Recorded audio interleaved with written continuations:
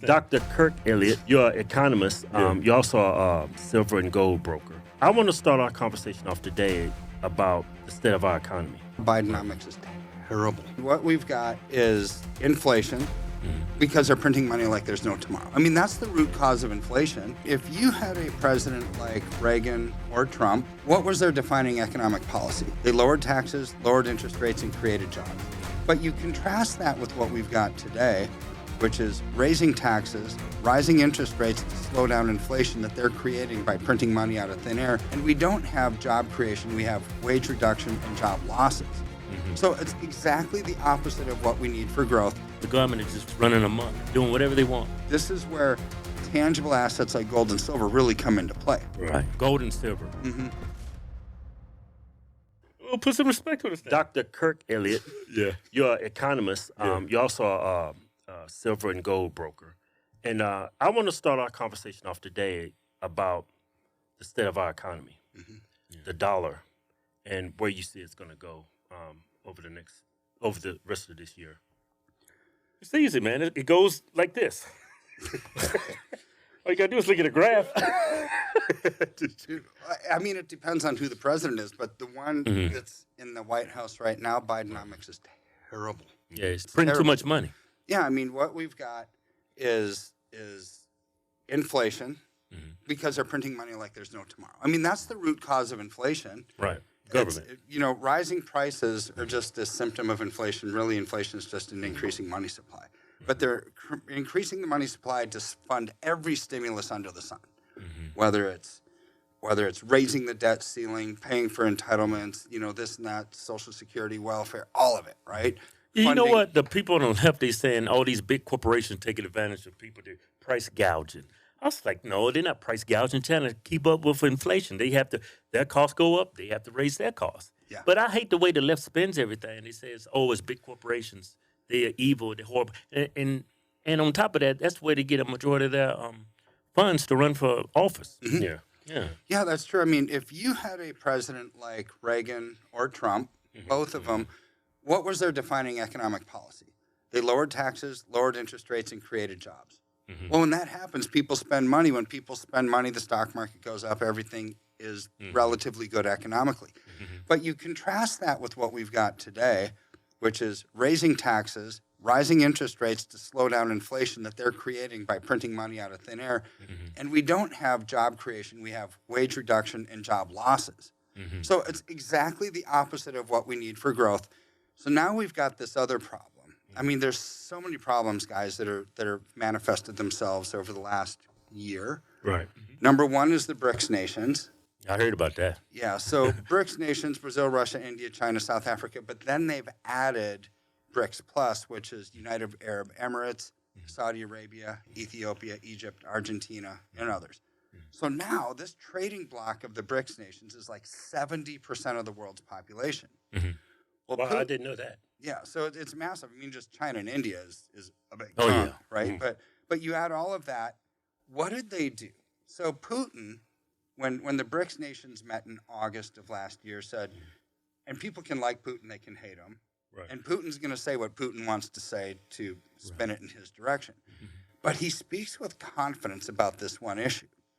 And you all have been around enough where if somebody's lying, their voice isn't going to be strong. They're going to be weak. If there's somebody who's really confident about something, it's going to be a more robust statement. Yeah, they're going to avoid eye contact. Yeah, so Putin in this statement said, we're going to de-dollarize the world. It's our objective, and it's irreversible.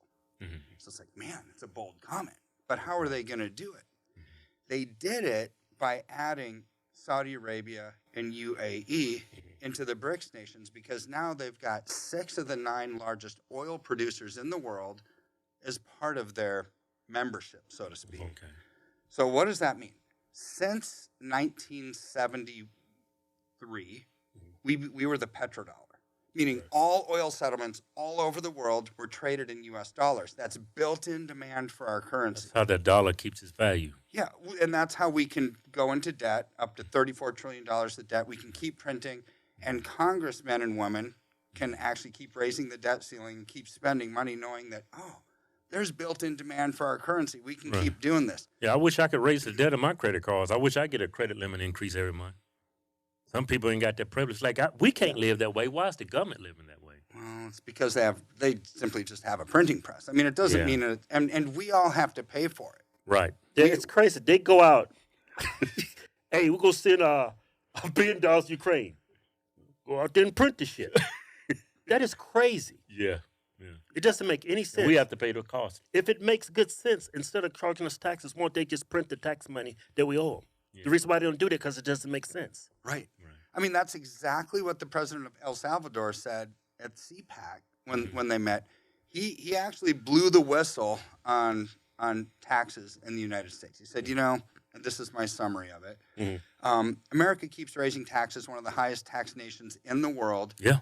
But yet, why do they keep raising taxes? Why do you all keep raising taxes when you don't have to because you have a printing press? So he said high taxes is the illusion to pretend that we need high taxes to pay for all these services. He said that's all a bunch of garbage. Smokescreen. It's a smokescreen because really when they have a printing press, that's what funds the government. But now running the printing press 1,000 miles an hour means we have inflation. How do they slow down inflation? By raising interest rates. So this is the problem that we have with Bidenomics is we have massive inflation and you have to raise interest rates to slow that down. Yes. Now, here's the pickle with the BRICS nations. We've been able to do this since the 1970s, really since 1944 when we became the world's reserve currency, meaning all international settlements traded in the U.S. dollar. Okay. With BRICS nations saying, we're not going to use the U.S. dollar for oil anymore. We're going to use our own currencies. Yeah, it makes sense, right? Yeah, I mean, it makes sense for them because now 70% of the world trading in their own currencies with each other does two things. Builds up their currencies, and it diminishes ours. Right. See, Putin, Xi, and China, they want to be what the U.S. was. Right. They want to be the world's reserve currency. They want to be the military superpower, the political superpower, the economic superpower. Dr. Elliot, and that BRICS currency they came up with, it's backed by gold. Yeah, their plan is to back it with gold. Right. See, and this is where all of this is going to start to make sense, right? So they've got the backdrop established on what they need to do, but there's one big problem. The U.S. dollar is still the world's reserve currency. They got to kick that kid out of the sandbox if they want that role. So that's what they're doing by de-dollarizing the world. That's why Putin could say that with such strength and confidence, like this is what's going to happen, and it is. So now it's not as easy as a rubber stamp approval when they want to raise the debt ceiling because they can't. They're going to have to say, well, crap, now we're just going to have to print more money to make this all happen. The inflationary pressures are going to persist. So to me, as I look at that, we're not out of the inflationary woods anytime soon. Right. In fact, it's here probably for a long, long time, which is going to hurt every single American. It's going to hurt every American living at the margin, living hand to mouth, paycheck to paycheck, because prices are going up. The cost of borrowing is going to go up and people are in debt up to their eyeballs. If we lived reasonable lives and we didn't have debt, who gives a flip if interest rates are 30%? Right. Yeah, you don't have debt. You don't have debt, but that's not the case. Right. It does matter. And so therefore, everything that they are doing is detrimental to the U.S. economy right now. And so we have to ask why. Then if it's so detrimental, then why are they doing it? Right. I think they want to do it. I truly do. Because what do they have coming next is devastating to freedom-loving Americans, to privacy-oriented Americans, which is central bank digital currency. Yeah. So right now we have paper dollars. Right? You can go to a gas station, farmer's market, any store, you give them a 20, nobody knows that it was you. Right, can't track it. You can't track it. But with central bank digital currency, you can track it. It's like Big Brother. It's like spyware on your bank account. Yeah. And so this goes back to Executive Order 14067 in 2019 that Biden passed into law, said we're going to have central bank digital currency in this country. Then in 2020, Dr. Pippa Malmgren of the World Economic Forum, she's their chief spokesperson for economic stuff. In Abu Dhabi, she made this announcement at the World Government Forum. She said, we're going to have programmable money. Central bank digital currency is programmable money, And it has the ability then to cut you off from buying or selling if your ideology doesn't match up. Same thing they did to ours. the Canadian truckers. Exactly the same. It's exactly the same. So take that, and now the way that they market this is, hey, look, if we know what everybody's spending their money on, we know the source of funds, the use of funds, we can stop human trafficking. I want that. We can stop drug trafficking. Well, I want that. We can stop money laundering. We can stop all kinds of garbage. Right. Cool. Which is great, right? Everybody should cheer about that. Right. However, flip side of that coin is, what church do you donate to?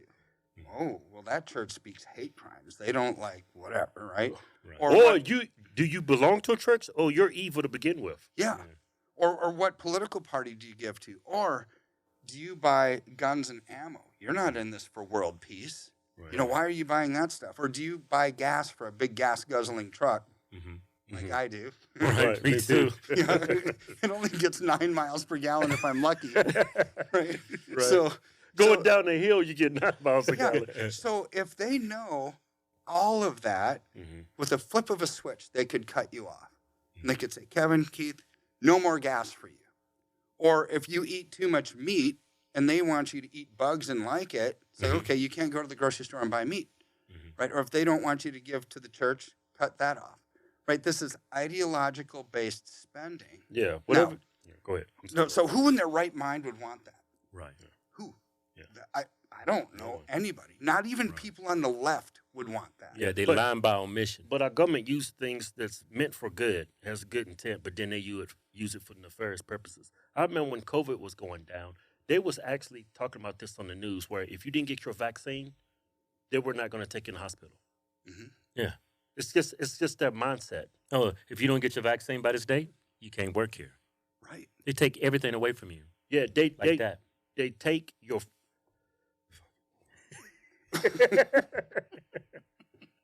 Sometimes I get my head gets to spinning, and it's like I get so damn frustrated because, and then people run to the polls and vote for this because they think the left is doing something good for the country when they're actually destroying the country. It's like, the left and the right, we too busy arguing with one another while the government is just running amok, doing whatever they want. Yeah. You said inflation is going to be a problem for the foreseeable time. How long do you think it's going to be a problem? Well, Don't mean to cut you off. Those inflation numbers on TV, that's all bullshit. Yeah, it's worse. Yeah, it's a lot worse. Yeah. I mean, the houses here in Vegas, like I first came here, right? Before I moved out here, we went to go see some homes. The homes, that house was like 4,000 square feet, open floor plan, nice house, $315,000. $350. Whatever, right? That same house. Yeah, that same house. $700,000. It doubled. Yeah. And when they're getting the inflation numbers, they don't use certain figures. They use the figures that look like inflation is falling. Yeah, they don't take into account like rent, home prices. It's like, I don't understand. I mean, people on the right, we don't believe anything the government says. I don't know why the left still has that sentiment, but everything that the government does and touches, it over time in history, they have been proven to ruin everything it touches. Yeah. Braden said this statement. He says, what was it? I don't want to George Bush it. What's that statement he said? Go for it. Go ahead and George Bush it. No, Reagan says when the government say, I'm here to help, that means run like hell. Yeah, he said something like something that. to that Yeah, you George Bush the hell out of that. But how long do you think inflation is going to be a problem in this country? Until they get what they want. Which is our freedoms. See, so nobody would want this horrible mess that we just described. Right. They know that. So you take it one step further. Bank for International Settlements, which is like the bank of all banks, they've got these 2 horrible projects that they're working on that have already been implemented. Number 1, Project Icebreaker, and then Project Aurora. Project Icebreaker says, we're not going to send money from bank to bank. No more bank wires unless we can test the ideology of the use of the funds. So they already have that passed. The other project that they're working on, Project Aurora, says what? That says we are going to have real-time transaction monitoring of every person at every bank in every country. I mean, that's like everybody. Yeah. Why do they need that? Well, so they can test the ideology. Why do they need that? Because it's programmable money. They can cut you off from buying or selling. Yeah. Here's where I don't think inflation ends until they get their way, until they implement central bank digital currency everywhere, because nobody will give up their freedoms unless there's a problem so bad, Right. like you can't feed your kids, you can't pay your rent, you can't pay your mortgage because things have gotten so bad. And then this is just human nature, sadly, where people will say, okay, government, please just fix it. We'll give you whatever you want. We'll give away our freedoms. We'll give away this. We'll give away that. Case in point, after World War I, Weimar Republic Germany had inflation of like 1,000,000,000%. I mean, it was insane. They had to pay people in wheelbarrows of cash twice a day because a loaf of bread would double from lunchtime to dinner time. People couldn't feed their kids. It was awful hyperinflation. But why? See, back in World War I, Germany was like the United States of the time. They were the big kid on the block. They had bombed the living daylights out of the rest of the world. They had a vibrant real estate, arts district, everything. Then after World War I, international treaty, the Treaty of Versailles, said, hey, Germany, you got to repay your war debts. They said, what? We thought we did good in this thing here. We won't, right? No. So they had to pay them back. They abandoned the gold standard on their currency, printed without discretion, went into a hyperinflationary scenario. And during that time, who came marching in to the dance floor? Hitler. Right. And Hitler told everybody on this campaign promise of hope and change, said, I'm going to fix this. I'm going to fix it. And so what did people do? They said, okay. One of the worst dictators in the history of the world didn't have to hold a gun to people's head. Right. He just said, I'll fix it. See, this is what I think is happening this time, is they're going to usher in central bank digital currency, which is complete. Every evangelical Catholic in the world is going to say, what? This is Revelation 13:17. This is the mark of the beast, the ability to cut you off from buying or selling if your ideology doesn't match up. Right. If that's not Revelation 13, I don't know what is. Every libertarian on the planet is going to say, I don't want this stinking government spyware on my bank account. I'm not playing. Right. So no matter who you are, they're not going to like it unless the crisis is so bad that now it actually makes sense. And central bank digital currency will not fix the inflationary problem. It's not intended to. It's intended to track you, to control people. If you want to control somebody, you control what they spend their money on, what they can buy, with whom they can buy it, when they want to, and what do they want. I mean, if you can control that, you can actually kind of control a person. right?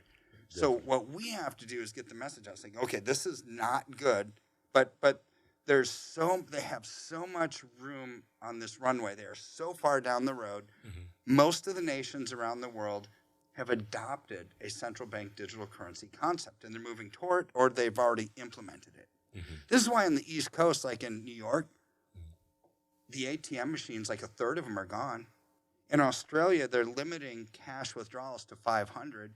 In England, and in European Union, they've actually made it illegal to spend more than 5,000 euros in cash. I mean, they don't want you to spend money. Right. They want you to actually have it be traced, have it be digital.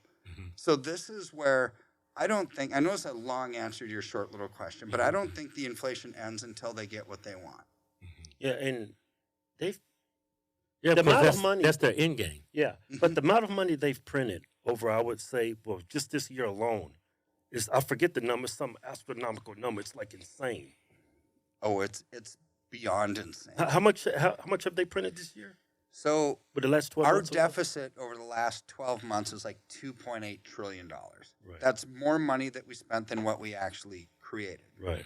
Okay, so 1776, we became a country. Mm-hmm.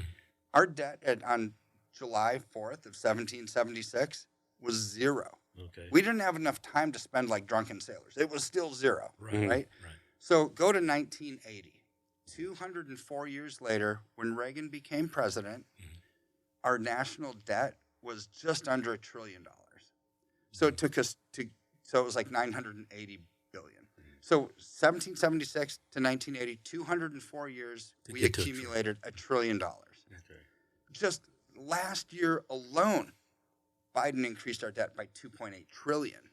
Wow. So what took us 204 years to get $1 trillion we're now it's going through the roof. Yes. Some of that money was printed to stop inflation. They call it the Inflation Act. I mean, isn't that the dumbest thing you've ever heard? Yeah. Only with our politicians does it make sense to create debt to get rid of debt. Hey, it makes a lot of sense to a Democrat. Well, these are the same It people does. that say men can be women and women can be men. So Yeah. these people that don't is understand the insane. implications. implication of their actions.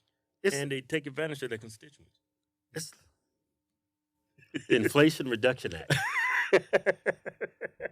That's the biggest oxymoron in history. I mean, Right. it's so bad. So how do people protect themselves from this? Like I've seen some bank failures over the last 12 months. Do you think that problem is over? No, in fact, it was over for a bit, Mm-hmm. but it was a mask. It was a facade. Mm-hmm. So remember when Silicon Valley Bank went down? Uh-huh. Okay, this story gets complex and it gets scary in its implication. Yeah. So Silicon Valley ran out of money.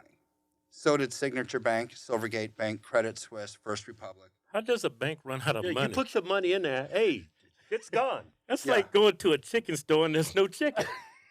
I don't get that. Yeah, so that's the misperception that people have about banks. You have this view in your mind of a bank, this big steel vault door, and you open it up, Right. and stacks of hundreds. come Everybody's money in there. Yeah. The reality is they have nothing in that bank vault. You can't even rob it nowadays. No. Huh? So I went, okay, don't shoot me. I know. But a couple years ago, I was going to take the family to Disney World for vacation. Mhm. Yeah. Yeah, I would. yeah. I don't know if I want to. Total traitor. Yeah, you should be I ashamed know, of I yourself. know. So You should really go take a look in the mirror. I'm a traitor, I guess. But so I wanted to go, and you never know if your card's going to get tagged for fraud or whatever. So I wanted Right. cash. So I wanted to get $2,000 worth of cash. I go to a big bank downtown Denver. Say I need a couple thousand in cash at the end of the day. It's like, Right. you know what? They didn't have it. It's like, what? You're like the biggest bank in Denver. You don't have $2,000. So they said, well, we'll give you this like $800. I said, come back tomorrow morning for their other $1,200. What?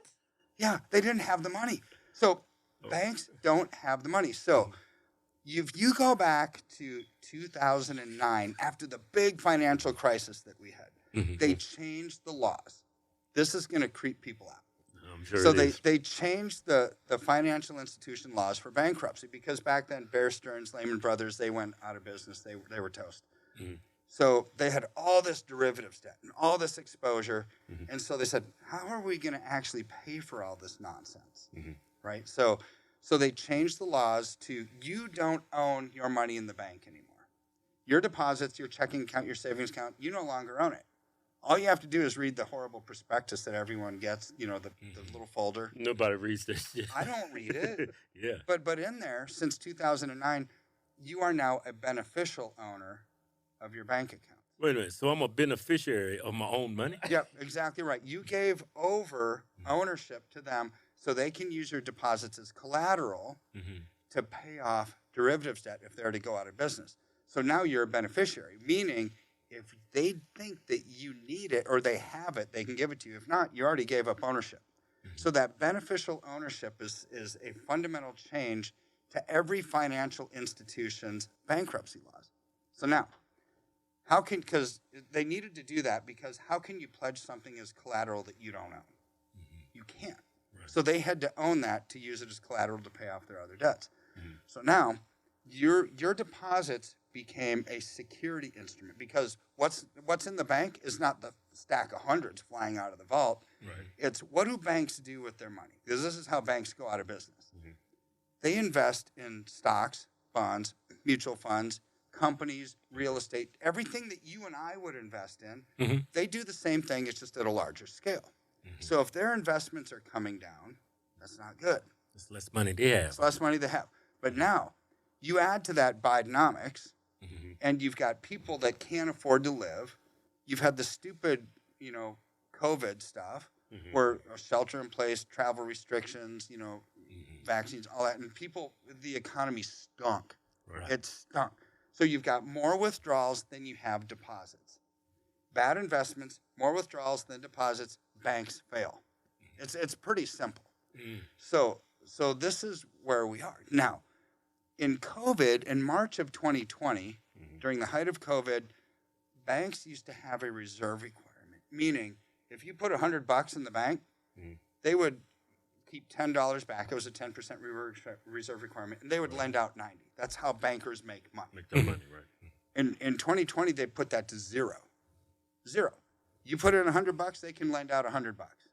Congress enacted this. Yeah, this is stupid. I mean, the Federal Reserve did, actually, Schedule D of the Federal Reserve. So here's where, this is why those banks failed. If you have a 0% reserve requirement, you don't have enough money in the bank to actually fund withdrawals. Right. That's why banks failed. So this leads us to where we are today. So there's this international organization, they came up with this Basel III Accord. The Basel III Accord says, okay, we got to stop bank runs. We're going to change the reserve requirement to 20% from zero. Okay. It sounds in theory like, okay, that could stop bank runs if you have all this money in the bank. Right. But let's say you're a $1 billion bank and you're the president of a $1 billion bank and you have zero on hand. What's 20% of $1 billion? 200 million. Where are you going to come up with that 200 million to comply with this new standard? Right. You can't. So either you go out of business or you get bought out by a bigger bank. That's what's happening right now is this consolidation. That's crazy. Banks sound like a Ponzi scheme. It is a Ponzi scheme. Yeah. The bank's a Ponzi. What? Banks are Ponzi schemes. So is the dollar then. Yeah, so is the dollar. Yeah. I mean, that's hold on. That's crazy as fuck. It is crazy. But so it gets crazier though. I feel like the stupid game show host from the 70s. It's like, okay, but behind door number 3, there's even more. Right. So you look at that. Now, after the banks failed, after Silicon Valley, they came up with this emergency funding program called the Bank Temp Funding Program, BTFP. So this is why they stopped the bank runs. And everyone was applauding and saying, sweet, good job, Federal Reserve, you stopped the bank runs. Yeah, right. But what they didn't realize, it was all just emergency funding. Nobody knew where that money came from, and nobody knows where it went. But it stopped the bank runs.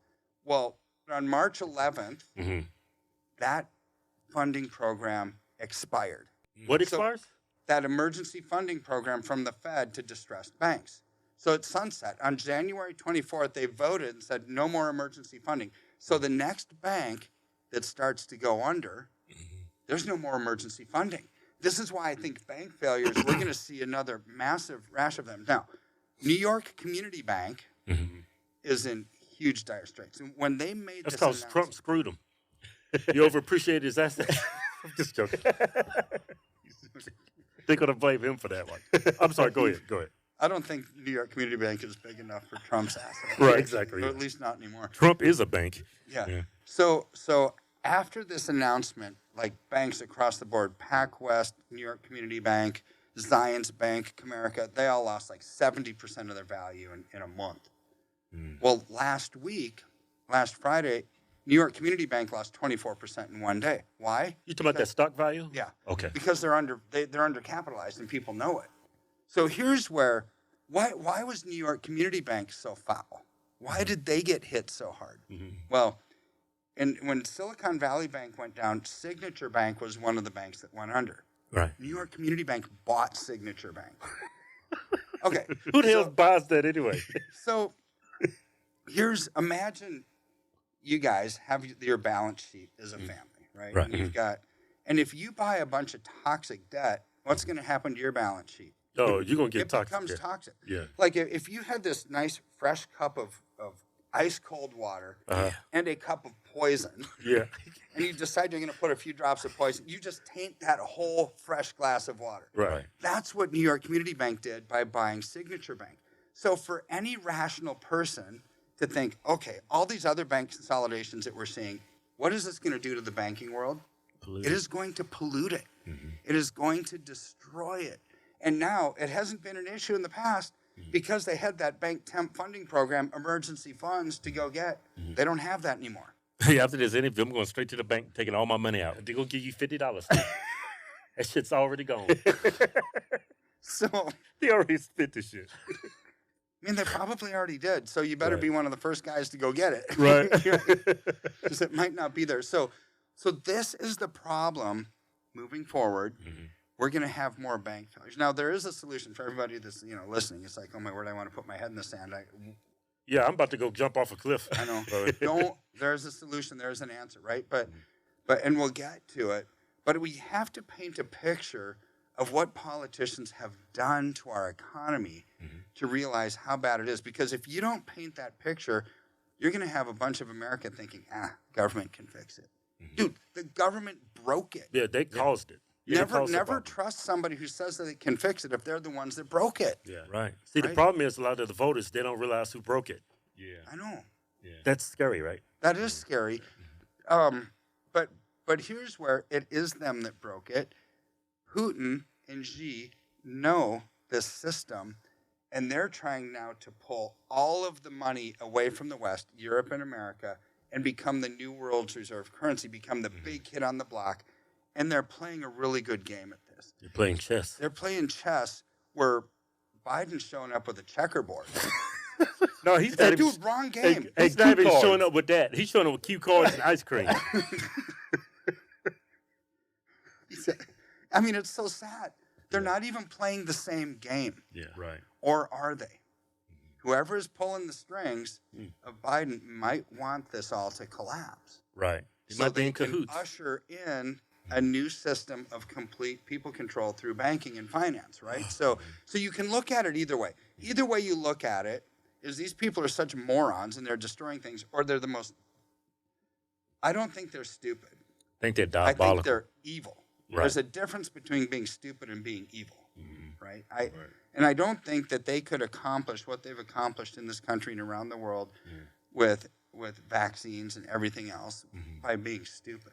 Right. So now we've got this power struggle where freedom-loving people want their freedoms back. Some of them just don't know it yet.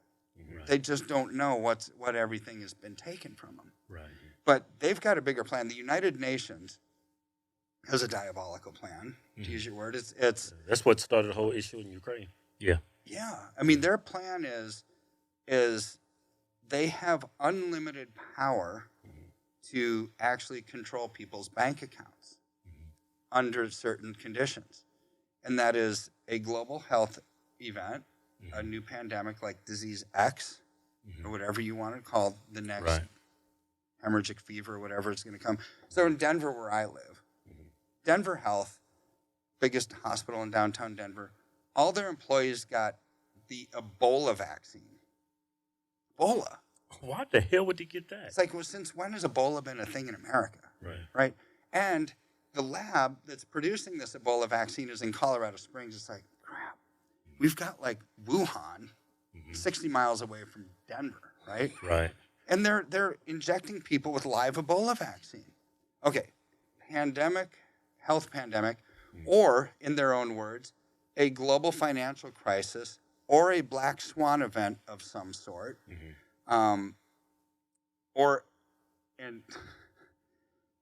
So it just gets weird. Or like an intergalactic space event. Yeah, that's what I was thinking. The aliens, because the I mean, aliens are that's- coming next. I mean, I know. Yeah. They're probably already here. Yeah. Yeah, I think Biden's went up. Or the lizard people living under San Francisco. Right. I don't know. But so under that, they get power indefinitely. Right. Indefinitely until they determine that it's no longer a crisis. Right. So here's the world that they're painting. And who are they? The World Economic Forum, the Bank for International Settlements, the Federal Reserve, the Bilderbergers, all these globalist institutions. And this is what Trump is fighting against, right, is nationalism versus globalism. Nationalism is not a bad word. Every president in the world should be a nationalist for their own country. Yeah, but then they throw white in front of it, and then it makes it bad. Then it but makes they're it trying bad. to make white synonymous with bad. Yeah. Yeah. But they conflate white nationalists with nationalists. They're two totally different things. All that a nationalist is a president that puts the needs of his country or her country before the needs of the rest But of the world. ignorant voters on the left, they hear nationalists and they think they're absolutely worse. Yeah. Because they're so damn ignorant. Yeah. I mean, it's just really bad. So what does Trump want? He wants to make America great again. He wants to bring manufacturing back to America. He wants to make Americans more prosperous. He wants moms and dads to be able to feed their kids. And he wants people to have Second Amendment rights. He wants people to have freedom of speech. But yet the globalists don't want that. Right. And they're trying to take it away. I know so many people in our space who have been deplatformed, been debanked because of things that they say. Right. That they don't let them make a living. Right. Right. I mean, so this is the world that we're heading into, and with digital currency, it makes it worse because it actually gives them teeth. Right. PayPal had some kind of policy that backfired on them. I can't remember the details of it. You remember that PayPal debacle where they said they was going to do an update to their agreement, and it was something along the lines that you were explaining to us today. Yep. And everybody started selling their stock, closing their accounts, and they said, "Oh, that was a mistake. We're sorry." It was something along the lines that you were saying to us. It is. It was cutting people off because of their ideology, right? Basically debanking them. Well, they weren't sorry. They got caught. Right. It's a difference. Right. Yeah, and I don't even think they made that public, that change. Someone noticed it, and then it went viral. Yeah, so you've got this that's going on now. The banking crisis that we're talking about, it's really close, guys. So when you start to look at delinquencies and defaults, what's a delinquency? It's just late payments. Right. So big banks have 3% delinquency rate. It's like, so what? That seems like a small number. That's the largest that number has been in 11 years. As small banks with $1 billion or less, it's 7.8%. That's the most in the history of banking. Yeah, they're supposed to be perfect when it comes to that because it's an average of large numbers. They're supposed to have the best statisticians. Yeah. They're doing a horrible job if they're at 3%. Yeah, I mean, and 7.8% on smaller banks. So when you look at that, it's like, okay, what comes after delinquencies, which is a series of late payments? Default. Right. When people default, they're going bankrupt. And so this is what banks have to look forward to. This is why I think this is coming. So what's a solution, right? So, we've talked a lot about the mayhem and the chaos and the ugliness. This is the political and economic and spiritual blending of the country that we're living in, right? You're going to have consequences to that. You have good consequences to good actions, bad consequences to bad actions. We've had decades of mismanagement and bad actions. Trump turned that around, but he wasn't in long enough to have it see it fulfilled, right? So here's what if I were to tell everybody listening, what can you do? Number one, don't have too much money in the bank. You never know when yours is the next one that's going to hit the skids. Right. You only cover it if your money is FDIC insured, right? Yeah. And most banks only cover you up to what, $250,000? $250,000, but even that's a slippery slope. Well, it's a slippery slope because if one bank goes under, there's going to be enough in FDIC to cover that. FDIC has less than 2% of all deposits covered. Another damn Ponzi scheme. I know, they're underfunded. So what if it's a large number of banks that start to go under? They don't have enough money. So don't have too much money in the bank. Now, under this central bank digital currency, this unified ledger where everything that you own that has a title, house, cash, your bank accounts, your brokerage accounts, all gets put into one package. With programmable money, they can change ownership of all of your assets with the flip of a switch. So how do you get rid of that? You get out of the system, so to speak. This is where tangible assets like gold and silver really come into play. Right. Because you're not digital. You're not a digital slave in their digital world. You are not some piece of paper that's easily manipulated and can just go away overnight. Even cryptocurrency, right? We've seen what happened with FTX. It went away overnight. So even cryptocurrency is through the moon right now. It's too risky for me because it's not real. Some of these things have value because people say that it has value. I want something that has value because it has an intrinsic value. It is something. You can't manipulate it. So gold and silver, it's a real thing. When I'm talking about gold and silver, guys, I'm not talking about paper. I'm not talking about a mutual fund, an ETF, a mining share. Okay. I'm talking about physical. 100-ounce bars of silver, 10-ounce bars of silver, 1-ounce silver rounds, or on gold, like a 1-ounce gold bar, a kilo bar. That's it. I mean, in every podcast everywhere. Every TV show, you watch Fox, you're seeing a gold or silver commercial nonstop. Right. Not all gold and silver are created equal, right? You've got old collectible junk. I've been doing this for 29 years.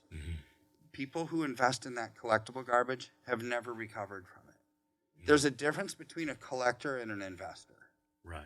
You want to do low-cost bullion, which are those 5 things that I mentioned, just bars or generic bullion. Because one of the keys to wealth, minimize your cost, maximize your return. And then second key to wealth, be in the right place at the right time. This is what we help people do. Be in the right place at the right time. With the policies that we're seeing coming out of Washington, hey, I'm a firm believer there's no such thing as a bad investment. There's just bad timing. Right. Like, during the Trump years, if somebody were to say, hey, what's the safest asset in the world? Well, probably the stock market. Because the policies that caused that growth were there. Right. Now the policies we have are shrinkage policies. Nobody likes shrinkage. Right. Right? I mean, it's like, but that's what we've got, economic collapse. So get out of that system. I was just doing some research this morning. Over the last month, silver's up 10%. Right. Over the last year, silver's up over 22%. Right. You look at where silver was 3.5 years ago in March of 2020 at the height of COVID, it was $11.91 an ounce. Today it's over 24. Right. I mean, that's more than doubling. Right. I mean, that's a really great return. But that's not the only reason why somebody would want to invest in gold or silver, because it's one of the few things left on earth that can maintain your financial privacy and freedom. Right. Because you're getting out of that system where they can shut you off with the flip of a switch if they don't like you. Right. If they don't like your religious ideology, they don't like your gender, they don't like your skin color, they don't like your political party, they don't like your anything.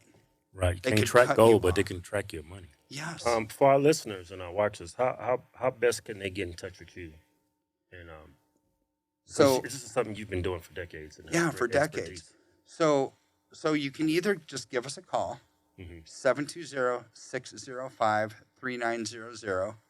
Yeah, and just say Kevin and Keith sent you. Or you can go to the landing page, hodgetwinsgold.com. Oh, I like that. Hodgetwinsgold.com. Yeah, we It's put got it- a nice ring to Yeah, it. it's not our gold. No, yeah, but so we put that up so we can, because I want, when we're talking to people, I want that, I want to know who they are because of what we talked about on the show. It helps us listen to them, because when they call in, this is how the process would work, and say, I heard Dr. Kirk, I heard you and Kevin and Keith talk, and it's like, I really need to protect my assets. So we'll listen to you. We'll hear your dreams. We'll hear your goals. We'll hear your fears.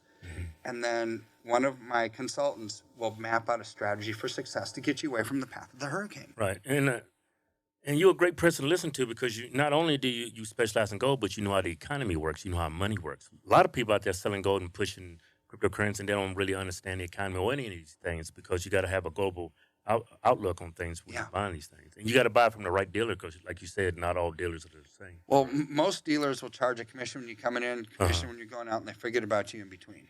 Oh, okay. A commission when you leave is a huge deal. Because let's say you're in silver and it doubles or triples or quadruples, and you have a realtor, right? I mean, you're just talking about the house that you bought. If you were to sell that and it went from $350,000 to $700,000, and you have a 6% commission when you liquidate, Oh, wow. 6% of $700,000, it's like, okay, that's big. That's like a tax. It's more than what it was when you purchased the house, right? Right. Same thing with gold or silver. So we charge zero when a client liquidates. Oh, Whatever, okay. whatever the price of gold is on that, you get all of it. We don't take any of it. Oh, okay. When you purchase, it's 8%. That's Okay, it. So okay. that way, I like to keep things simple. That's not bad, because when you buy it, it's 8%. But how much you say gold and silver went up over the last 3 years? Well, silver went up 10% last month. Right. Yeah, just more than pays for itself. Yeah. So, I mean, obviously the growth is not a guarantee, but we're in this time in history where everything's accelerating. The loss of our freedoms is accelerating. The price of gold and silver growth is accelerating. Right. Political chaos and mayhem and inflation are accelerating. Yeah. Right. You know, it's like this bizarro world where everything that's good is considered evil, and where everything that's evil is considered good. And we can't change some of that, but once we identify it, we can act accordingly. And that's where we need to be wise stewards with everything that we have and have the courage and the faith to just do the right thing. Yeah, it was crazy. Also, if you just have your money in the bank, you're losing 10% of the value of your money every year. Yeah, that's what I think you lose. Over these last 3 years, I think it's been more. I think it's actually more. I can't remember the exact number. You probably know. Yeah, it's about 15%. I mean, you talked about it earlier when you talked about inflation isn't the real number. Right. Yeah. It's not. I mean, this is what I did one of my dissertations on, is that exact thing. Right. So for everyone listening, in 1996, Clinton changed the way that we measured inflation. So Another damn Democrat. Another Democrat, right?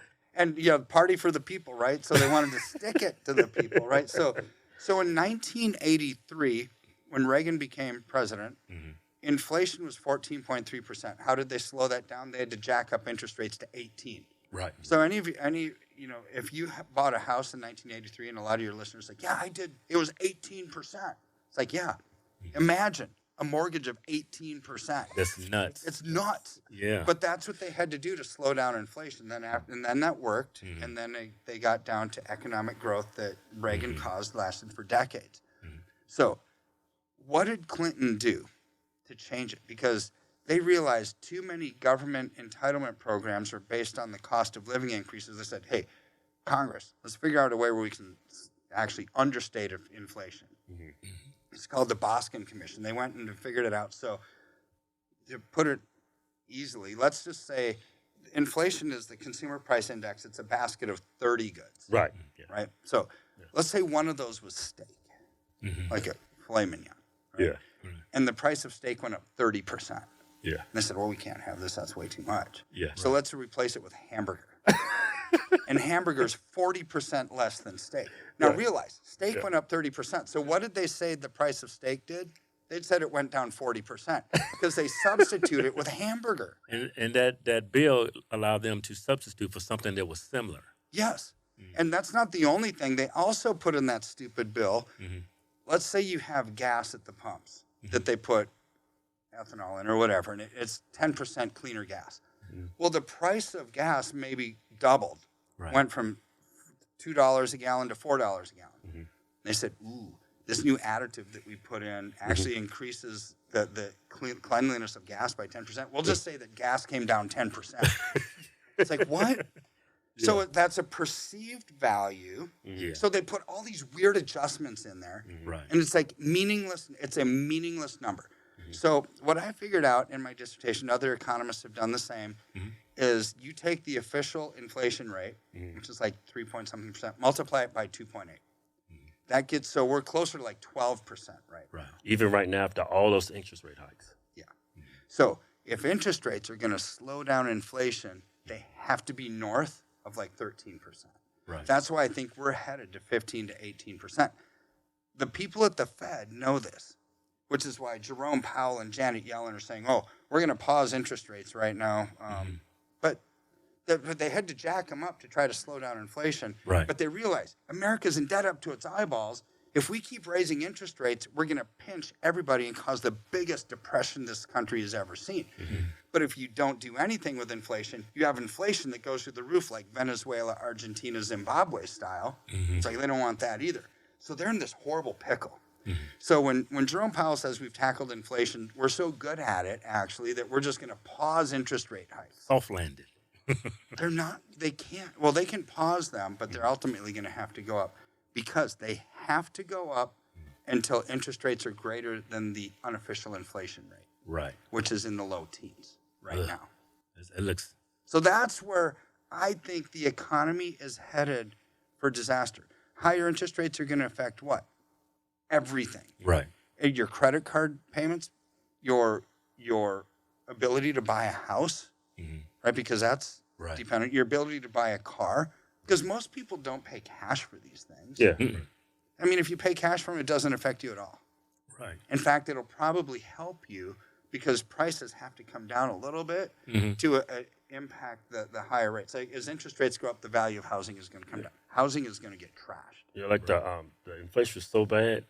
At one point, remember, used cars was going up. They were.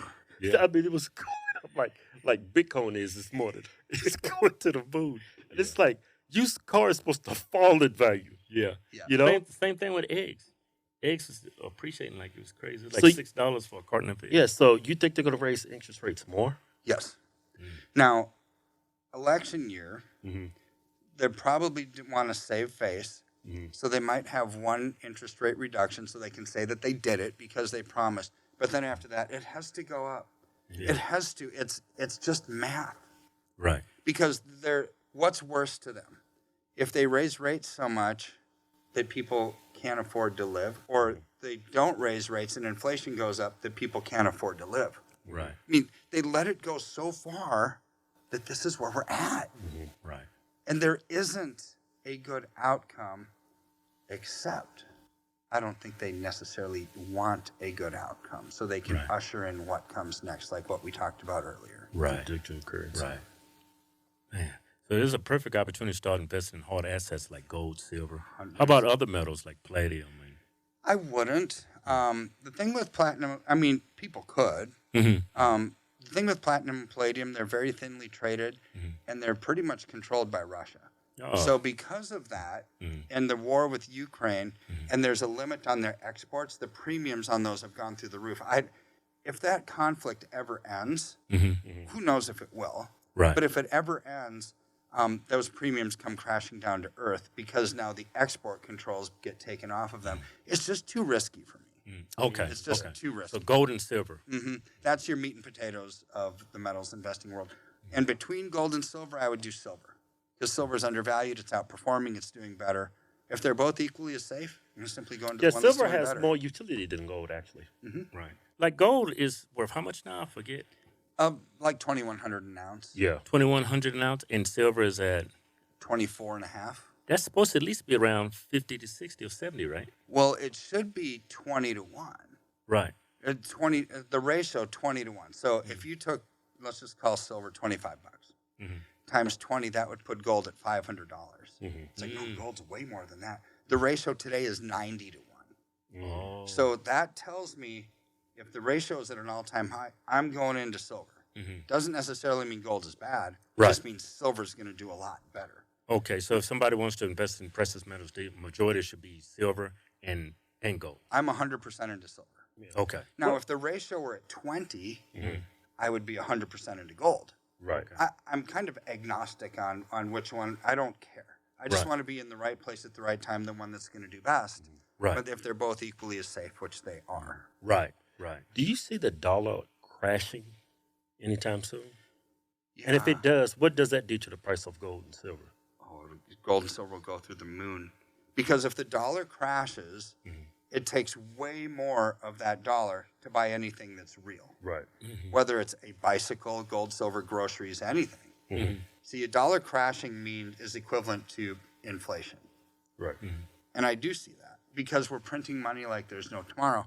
And the acceleration of the printing has got to go up because of the BRICS nations taking away demand for the dollar. We don't have enough tax revenue to fund anything. Therefore, we're going to have to print our way out of all of this. Because you start taking entitlements away from people during an election year, they're simply not going to vote for you. Right. So they're going to have to print their way out of it. Yeah. It really hurts the people on the left. It does. It hurts. It actually hurts everybody. Yeah. In the long run, yeah. Yeah. Yeah. Yeah. So again, where can everybody go to try to get out of this? Hodgetwinsgold.com. Yep. Hodgetwinsgold.com or simply call us 720-605-3900. Oh, cool. Thank you for coming. It's a pleasure Man, meeting you. It's my pleasure. I'm so glad to be here. Yeah. Yeah. I mean, I think I'm going to go jump off a fucking cliff. Place sucks. No, seriously. You gave them the tools to help themselves. Yeah. You just got to be more optimistic and not so pessimistic like me. Yeah. Well, I mean, this is how I have a smile on my face because there is a solution. Yeah. If there wasn't a solution, I'd want to jump off a cliff with you. We can jump together. We'll jump together. There's no gold and silver. Well, we can hold hands and jump off a cliff. That's right. Like a couple of Democrats. But see, I would have a frown on my face, and I would throw in the towel. Right. And I'd put my head in the sand like an ostrich in a wood storm, saying, hopefully this just goes away, right? Yeah. But that's how people act when they lose hope. Yeah. We do have hope. There is a solution, and that's why we can have a smile on our face. Hope is gold and silver. In the financial world, it is. Yeah. Thank you. You bet, guys. Thanks. Thank you. You bet. Yeah.